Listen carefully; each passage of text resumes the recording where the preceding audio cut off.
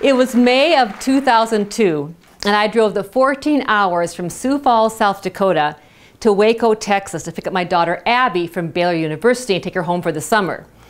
The first 3 hours back of the trip went pretty well, but then a horrible storm came up. We're talking gale force winds, sheets of rain. I was driving a Suburban and my Suburban was shaking. I drove about an hour in the storm. I thought maybe I should pull over, find out where the storm's headed. I wasn't sure what to do. And then I noticed a gorgeous black Suburban passing me in this storm. By gorgeous, I mean it was black tinted windows, fancy wheels, and they were driving very confidently and looked like they knew where they were going. I thought, well, I'll just follow this car for a while. Followed about an hour in this storm, and then all of a sudden the storm stopped. And it wasn't a feeling of like a good stop, it was an eerie stop. And the rain stopped, the wind stopped, and then that pea green soup green appeared in the sky, which was very strange. And then the black Suburban pulled over along with some other vehicles along the side of the road. So I pulled over behind him.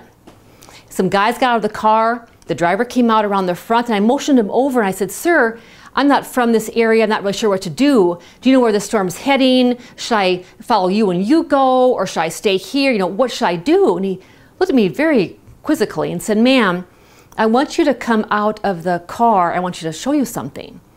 And so I got out of the car, I went around the front of the car, and he said, "Look in the sky." And there was a tornado. He said, "Ma'am, you probably don't want to follow us. We are storm chasers." I got back in the car and I told Abby, and Abby said, "Oh, Mom, only you would follow a storm chaser in a storm." We decided that we would switch seats. She's a much faster driver than I. She took over and we put as much distance as we could between those storm chasers and ourselves. In your business and life, are you following or modeling someone else and you're not really sure where they're going? Maybe it's time to pick your road, your own road that's congruent with you, so you know that you will end up where you want to end up with and also end up being who you want to be. None of us need more tornadoes in our life. Now, I'm a real rule follower. I love rules. You know, they say that love makes the world go round. I think that's probably true, but also I think rules make the rules go around. When I'm on a plane, I am an awesome passenger. I follow all the rules. When the pilot puts on the light for not getting out of your seat to have your seatbelt fastened, I sit in my seat. But one rule I always questioned was this. When the flight attendants would say, "In case of loss of cabin pressure, when the air mask drops from the ceiling, be sure and put your own on before helping others." I thought, what a ridiculous rule. I always thought when I flew with my kids, if anything happened on the plane, I could see myself very calmly attaching all their masks before attaching mine. Until July of 2009, I had attended the National Speakers Association conference in Phoenix, Arizona, and I was flying back home, Phoenix, Minneapolis, Minneapolis, Sioux Falls. And I knew about 40 minutes before we were going to land in Minneapolis, I knew at about the half-hour mark, the pilot would put the light on not to get out of your seat and have your seatbelts fastened, which I always followed that rule. So I thought, I'm going to quick use the restroom before he puts that light on. So I got up and walked to the back of the plane and waited for about 2 people in line with me for the restroom. And I wasn't standing there 30 seconds and I got violently ill. I'm talking hot sweats, hot flashes, sick to my stomach, nausea, and I knew that I was going to faint at any second. So I looked behind me and there's an empty seat on the end of the row, about 3 rows back. So I went and I collapsed into that seat and put my head on my knees, and I was so ill. And really, there is nothing worse than being sick on an airplane because you feel so trapped. About a minute later, the gal came out of the restroom whose seat I was sitting in, and she took one look at me and ran and got 3 flight attendants. And they were asking me, "Ma'am, are you sick? Are you having a heart attack?" And at that point, I wish I had listened better to the American Heart Association's public service announcement where they gave the symptoms for a heart attack, because I didn't know if I was having one or not. But I wasn't coherent enough to talk anyway, so I couldn't tell them. And one left and came back and literally dropped an oxygen tank in my lap, slapped the mask on me and said, "Breathe, breathe." And they were able to stabilize me They were able to stabilize me until they landed the plane in Minneapolis. You know, really what the airplane is teaching us is this simple lesson: serve yourself first. Serve yourself first. And really that sounds so selfish, doesn't it? But if we are not eating well, if we are not sleeping well, if we are not exercising, how can we do all we need to do for others? I don't even think it's possible. And if we are not physically in shape, how can we be mentally in shape to grow our business and lead an extraordinary life? I don't know how it's possible. And so I want you to think to yourself right now, what is one thing I can do for myself in the next 3 days? Just for myself. Take your pen and write down one thing you can do for yourself in the next 3 days. Okay, this happens in every audience that I tell this to. I don't care if it's a small group or a large group like this, but only about 3 people ever write anything down. The rest are sitting there trying to think of something because we're not used to thinking of things to do for ourselves. So because of that, I put together a 31-day calendar of ideas for you to do for yourself. Things like forgive yourself, perhaps buy yourself flowers, have a nap in the middle of the day, okay? But write down one thing you're going to do for yourself. And then watch your life and business absolutely amaze you as you take better care of yourself. When you have the attitude of serving yourself first, you're better for everybody else in your life, professionally or personally.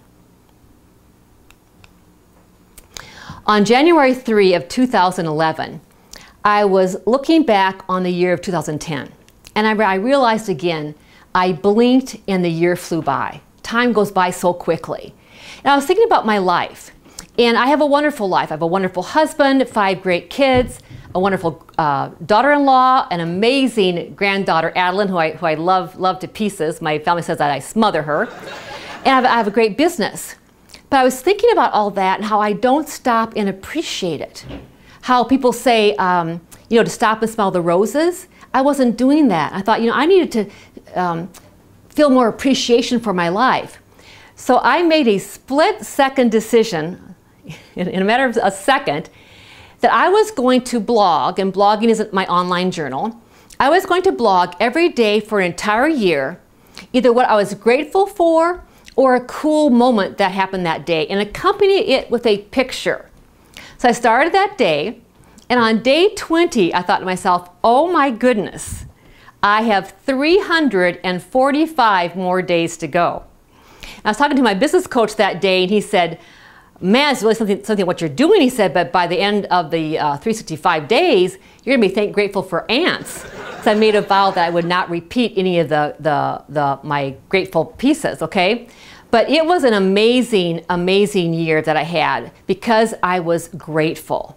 It's amazing when you, try this. Try and whine and be grateful at the same time. It's just not possible. It's absolutely not possible. Now, if you're interested in seeing my year, my blog is ElizabethHagenInspires.com. ElizabethHagenInspires.com. You can see a kind of a chronicle of my year. And it really was one of the best years I ever had personally and professionally. So I want to encourage you to go out and get a journal. When I say journal, I don't mean some old notebook from your son's 5th grade and now he's 21. I'm talking a really nice journal that's pretty, has really high quality pages, and make a commitment yourself for every night to write down either 3 things you're grateful for or things that were awesome that happened that day, and watch your business and your life absolutely amaze you. In 2000, I started my consulting business in Sioux Falls, South Dakota. I had a rough first year because I wasn't very confident in my skills, and so I didn't have very many clients. And in spring of 2001, I was talking to my wonderful friend Renee Smith, who owned Spa 2000, a spa and exercise studio in Sioux Falls. And Renee, you didn't know this about Renee, she is the most supportive, happy, smiling person you ever meet in your entire life. And I was in her office whining and complaining about how I had no business, you know, wah, wah, wah. She sat there with a big smile the entire time. She listened to my whole diatribe of what's going wrong in my business and so forth. And when I finally stopped talking, she looked at me with a big smile and said, Elizabeth, I've got the best idea. What you need to do is give workshops on your expertise, People know they can't do it themselves and they will hire you.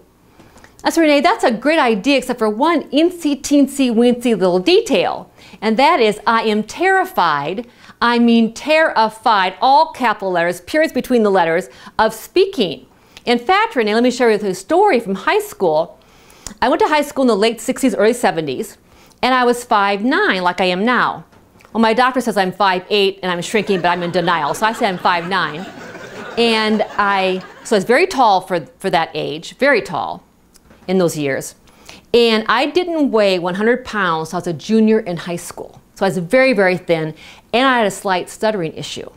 So you put this poor child in front of a group of her peers who tease her unmercifully, and it is a disaster waiting to happen. And so one night I was telling Renee, before I had to give a speech, I thought, I can't do it. I just cannot get up in front of those peers, have them tease me, I can't do it. How can I get out of this presentation? Also, I had this great idea. So I got out of bed, I got on my knees, I folded my hands on the bed and I prayed, Dear God, please, oh please, end the world tonight. I'm sorry I wasn't thinking about all of you and your children and grandchildren. I was only thinking about me. I wanted to get out of this speech. And I pictured God having millions of prayers a second. Maybe he wouldn't even notice it. He'd pick it and the world would be over. I wouldn't have to give my speech. I went to sleep and I slept pretty well. Woke up the next morning and I realized I was still in my house in my bed. And I thought, well, maybe, this would have been an even better idea. Maybe he nuked the high school. It would take years to rebuild. I'd be long gone. So I went down and I said, Mom, hear anything on the news about, on the radio, TV about the high school? She goes, no, why do you ask? I said, oh, never mind. And I had to go and give that speech. And it was absolutely awful. So Renee listened to this whole little story of mine with a big smile on her face. And when she got done, she said the words that changed my life forever and the words that have now enabled me to be in front of groups like you. And she said, but you don't understand, Elizabeth. I believe in you. I believe in you. Now, I don't know about you. If someone says they believe in me, I can do just about anything. I said, okay, Renee, you sold me. Let's do this workshop. She goes, great. I've got a small meeting room. You can use it for free. I'll invite my database. You invite your database. And in 3 weeks, we'll have this workshop. Great. I left feeling pretty happy about myself. I got home. I realized, oh no, I've got to give this presentation. I'm scared. I got mad at myself, mad at Renee, mad at my husband, which even though he has nothing to do with it, I was mad at everybody. But what's interesting, when you promote a workshop, the speaker has to show up, and the speaker was me. So I show up that night at her spa with my typed presentation that I typed up word for word. I walk in, there's 5. I walk, Renee and 2 of her staff, I think she made them come, and 2 other gals from Renee's database. Because who are we kidding? I had no database. So I gave my speech, I read it word for word, I peeked out once in a while behind the sheets of paper, and I got done, there's a small smattering of applause, and a lady named Julie was in the front row. Well, they were all in the front row. And she came to me and said, Elizabeth, you're an answer to my prayer. I want to hire you to work with me. And she gave me a big hug. And that really started my speaking career. Was I afraid? Did my fear stop that night? No, I was afraid for years. It's gotten better and better. But I faced what I feared, and I did it because someone believed in me. I now live on what I call believe way. It's amazing what you can do when someone believes in you. What would you do different in your business or life if you truly believed in yourself? What would you do different? A couple of years ago, my parents, who were 87, gave me a call. I live in Sioux Falls, South Dakota. They live in northwest Iowa, about an hour drive. And Mom said, Elizabeth, I need you to come and help me in my house. I need to help downsize and go through some things. Would you help me? I said, oh, I'd love to, Mom. So, but then I said, I got Dad on the phone. I said, Dad, you know I'm going to help Mom that day. I've got a big mailing that needs to go out to my clients. Would you mind helping me with that while I'm working with Mom? He said, no, no problem. So he did. He did this beautiful job of packing up all these boxes. And then when I took the picture, he had to act like he was really tired. But he was 87, so maybe he was tired. But that was a wonderful day. But around that time also, my dad was diagnosed with bladder cancer. And because of his age, previous health ailments and so forth, and previous heart surgery, they knew that if they did surgery on him, that would kill him. And so he decided just to live with the cancer. And he had 2 pretty good years. But in February of this year, we found out that the cancer had spread, and he went to the hospital because he had an infection. And the antibiotics helped it a little bit, but they knew that wasn't going to help very much. And my dad made the very courageous decision to stop all treatments and just live life out whatever days he had left. And so the day we made that decision, I traveled the next day, and that's the day they moved him from the hospital to hospice. So I was back in town the next day, so I got to Iowa as fast as I could, and I walked into his room at hospice, and he was very disoriented. He didn't know why he wasn't in the hospital, why was he here. He was very confused. But his biggest confusion was about the time. There was no clock on the wall to let him know what time it was, and he didn't have his gold watch of 40 years to look at the time. And he was very upset about this. And I want to make his last days as peaceful as possible. I said, listen, Dad, I will go to your home, I will find the digital clock, and I will look for your watch. So I went to his house, got the clock, went to the hospital, looked for the watch, went to the ER, looked for the watch, came back to hospice, asked the hospice nurses if they had seen the watch, and nobody had seen the watch. I was so upset because I wanted to give him this watch he'd had for so long. So I walked into his room, and he was sleeping, so I set up the digital clock, so it's all ready to go so you could see it. And I thought, you know, where could this watch be? I thought, well, maybe I'll check his closet. And I went to his closet, there was a coat. I put my hand in the coat pocket, and there was his watch. But that time he had woke up, I walked back in the room, I said, Dad, we found your watch. We found your watch. And I picked up his frail hand, I put his watch back on him. He looked up at me with a smile on his face and said, man, things are really looking up. Things are really looking up. My dad was facing the last years of his life because we found his watch. He decided that things were really looking up. You know, we all have bad days. Maybe you're experiencing a downturn in your business. But if we look hard enough, we can always find something to say, you know what? Things are really looking up. You know, if you look for the good, you find the good. If you look for the bad, you find the bad. What are you looking for today? I hope it's a gold watch, because things are really looking up.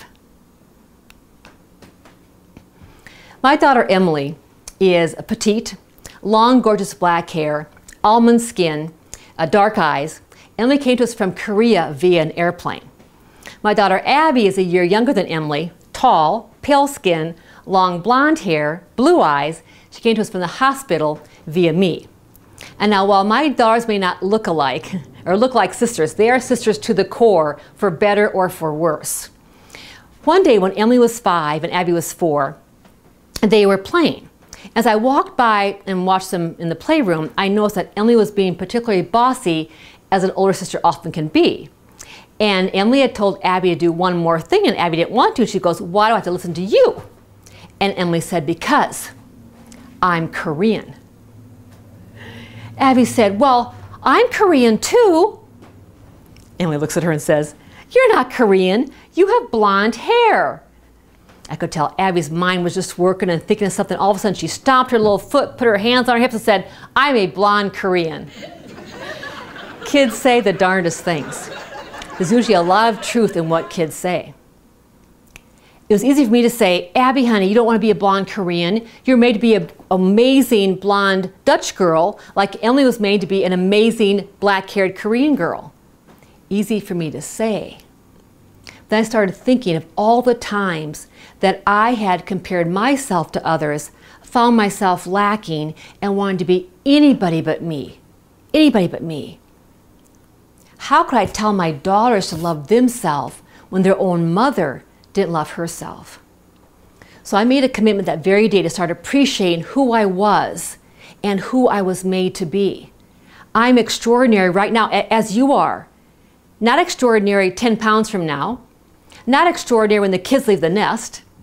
Not extraordinary when you get that latest, greatest business deal, but right now. Right now. It's time to put our blinders on. Stop looking at others, because now is your time to be extraordinary. What are you waiting for?